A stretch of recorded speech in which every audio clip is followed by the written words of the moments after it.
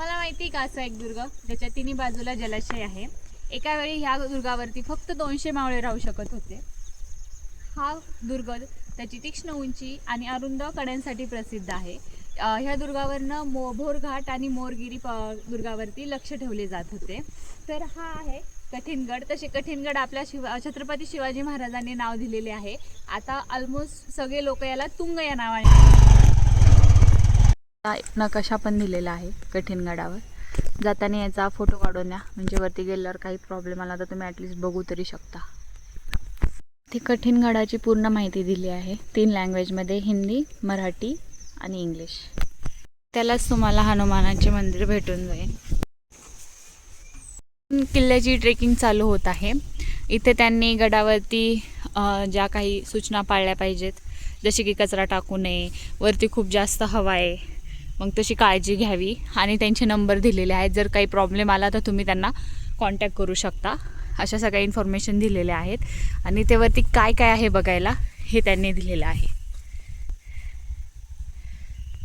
आता गडाच्या पायऱ्या चालू होत आहेत. आणि गडाच्या पायऱ्या चालू व्हायच्या आधीच तुम्हाला त्याच्या डाव्या साईडला एक वीरगळ स्मारक दिसत आहे. वीरगळ स्मारक म्हणजे गडाच्या संरक्षणासाठी ज्यांना वीर मरण आले त्यांना इथं त्यांची पूर्ण माहिती इथं एका प्रकारे सांगण्यात आलेली आहे. आणि इथे त्यांनी वीरगळ म्हणजे काय याची पूर्णपणे माहिती लावलेली आहे. तुम्ही इथे येऊन वाचू शकता की इथे ज्या कोरीव काम केले आहे तिथे कोणत्या पार्टला काय बोलले जाते हे सगळं इथे त्यांनी दिलेले आहे. वरती चढून आलं की तुम्हाला एक मारुतीचं मंदिर भेटेल. हे चपेटज्ञान मारुतीचं मंदिर आहे.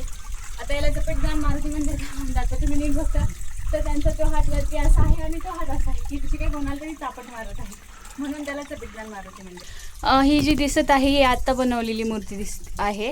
आणि याच्याच बाजूला एक छोटी अजून मूर्ती आहे जी खूप जुनी मूर्ती दिसते. अशा प्रकारे तुम्हाला छोटे छोटे कठीण पॅच आहेत चढायला गडावरती, ते तुम्ही सावधरीते चढा. आता सध्या ना खूप जास्त पाऊस चालू आहे, त्यामुळे हे जे दगडी आहेत ते पूर्ण शेवाळलेले आहेत. आता तुम्ही इथे ढकला पाय माझा, त्यामुळे वरती चढताना जरा हळू चढा. आधी हात लावून बघा दगड वरती चढताना हात ठेवताना ते शेवाळलेला आहे का नाही. नसेल तर ठेवा, शेवाळलेला असेल तर दुसरी जागा निवडा. तसेच इकडल्या साईडला बघू शकता तुम्ही, इकडे आहे हा पवना डॅम. आता ही एक साईड आहे, असं पुढच्या साईडनी पूल दिसतो आणि ह्या साईडला पण बाग आहे. वरती गेल्यावर मी तुम्हाला ती साईड पण दाखवेन. ही आहे एक मेटे म्हणजे की इथे आपले जे सैनिक सुरक्षिततेसाठी असायचे, तैनात ठेवलेले असायचे, त्यांच्या आरामासाठी व त्यांना एक वेळ आराम भेटाव म्हणून ही जागा त्यांनी तयार केलेली आहे. ती पूर्ण अशी कातळात कोरलेली आहे जेणेकरून इथे व्यवस्थित आराम करू शकतो. गडावरनं मस्त अशी भाताची शेती दिसत आहे आणि खूप छान वाटत आहे बघून. वरनं असे ढग चाललेले आहेत.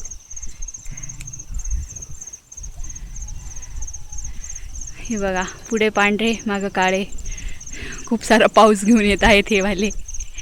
आणि इथे आहे समोर नारायण दरवाजा. तर नारायण दरवाजातून आत चाललेले आहे आणि इथे 2 रोड आहेत. हा डायरेक्ट वरती गडावरती जातो आणि इकडून हा जो आहे तो बुरुजाकडे जातो. तर हा आहे हनुमान दरवाजा. हा दरवाजा अशा प्रकारे लपवलेला आहे की तिथे कळले नाही पाहिजे की ह्या भिंतीमागे एक दरवाजा आहे. तर चला आता मी दाखवते तुम्हाला कशा प्रकारे लपवलेला आहे. त्यातून आतमध्ये आल्यावरती तुम्हाला हा दरवाजा लगेच दिसत नाही. ही तुम्हाला आधी एक बुर्जासारखी भिंत दिसतीये. इथे त्यांनी हनुमान राया पण काढलेले आहेत, कोरलेले आहेत. आणि ह्या भिंतीच्या इथे हा दरवाजा पूर्णपणे लपवला गेलेला आहे. हनुमान दरवाजाने वरती आल्यावर तुम्हाला ह्या साईडला एक मंदिर दिसत आहे. आणि तसाच वरती जो आहे कडाने आहे तो कठीणगडचा बालेकिल्ला आहे. तर चला आता आपण पुढे जाऊ. महादरवाजाकडून थोडं चालत आलं की आपल्याला सगळ्यात पहिले लागते गणेश मंदिर. या गणेश मंदिराचे महत्त्व म्हणजे गणपतींची सोंड डाव्या साईडला असते, पण ह्या गणपतींची सोंड उजव्या साईडला आहे. आणि प्रत्येक गडावरती शक्यतो शक्तीचे देवता असतात, पण क्वचित असे गड आहेत की त्याच्यावर बुद्धीचे देवता आहेत. त्यांपैकी हा कठीणगड एक आहे. आणि त्याच्याच बाजूला तुम्ही बघितले तर एक पिण्याची टाक्याची पाण्याची टाकी आहे. तर मंदिरापाशी पहिलं तर ही टाकी खूप छोटी वाटली होती, पण थोडं पुढं आल्यावर कळलं ही टाकी खूप मोठी आहे. आणि टाकीवरून असं थोडंसं पुढं बालेकिल्ल्याकडं रस्ता जातो आणि हाच समोर एक सुळका आहे. स्टार्टिंगलाच बोलले होते की ह्या गडाच्या तिन्ही साईडनी जलाशय आहे. तर तुम्ही बघू शकता ही दुसरी साईड आहे. बाले किल्ल्यावरील तुंगाई मंदिर.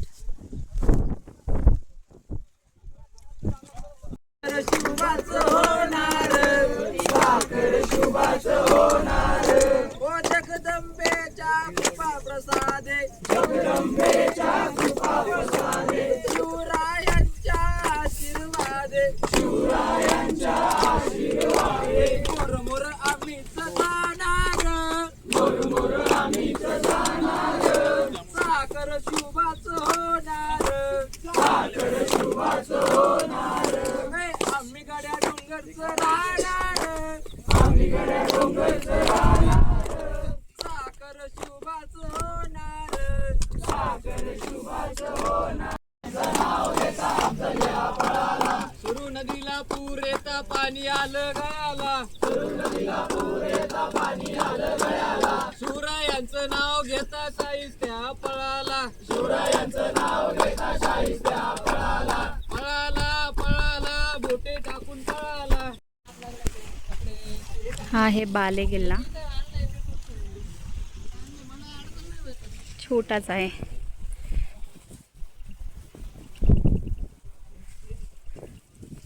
तुम्हाला स्टार्टिंगलाच म्हणले होते ह्या किल्ल्याच्या तिन्ही साईडला जलाशय आहे. हा आहे पवना डॅम आणि हा पूर्ण तिन्ही साईडनी वेढा दिलेला आहे. तर इथे मंदिर आहे त्यामुळं दाखवू नाही शकत. इकडून बघा, हे पवना डॅमचं पाणी परत इकडून आलेलं आहे. असा तिन्ही साईडनी वेढा दिलेला आहे. आता मी पूर्ण गड उतरून खाली आले आहे. हा तुम्हाला पूर्ण गड फिरण्यासाठी 2.5 ते 3 तास बास आहेत. यात तुम्ही बाले किल्ला, गणेश मंदिर, माची, भरपूर साऱ्या गोष्टी बघू शकता. आणि जर तुम्हाला अशीच माहिती अजून हवी असेल आणि माझा आजचा व्हिडिओ तुम्हाला आवडला असेल तर माझ्या चॅनलला सबस्क्राईब करा. जय शिवराय मित्रांनो.